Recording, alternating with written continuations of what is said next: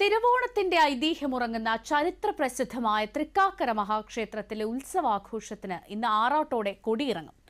ആയിരക്കണക്കിന് ഭക്തജനങ്ങളാണ് തൃക്കാക്കരയപ്പന്റെ അനുഗ്രഹം തേടി തിരുവോണനാളിൽ ക്ഷേത്രാങ്കണങ്ങളിലേക്ക് എത്തിച്ചേർന്നത്. തൃക്കാക്കരയപ്പനെ പൂജിച്ച് ഓണത്തെ വരവേൽക്കുന്ന മലയാളിയുടെ പരമ്പരാഗത രീതികൾക്ക് മാറ്റുകൂട്ടുന്ന രീതിയിലാണ് ഇത്തവണത്തെയും ചടങ്ങുകൾ നടക്കുന്നത്. രാവിലെ മഹാബലിയെ എതിരേൽക്കുന്ന ചടങ്ങ് ക്ഷേത്രാങ്കണത്തിൽ നടന്നു. തുടർന്ന് 9 ഗജവീരന്മാർ അണിനിരന്നുകൊണ്ട് ഭഗവാന്റെ തിടമ്പേറ്റി എഴുന്നള്ളിപ്പ് നടന്നു.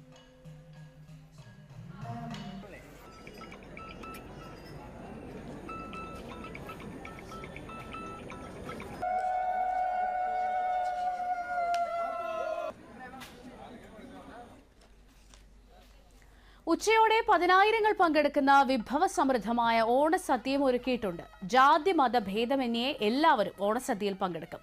സംസ്ഥാനത്ത് വാനമൂർത്തി പ്രതിഷ്ഠയുള്ള അപൂർവം ക്ഷേത്രങ്ങളിലൊന്നാണ് തൃക്കാക്കരയിലേത് എന്ന പ്രത്യേകതയുമുണ്ട്.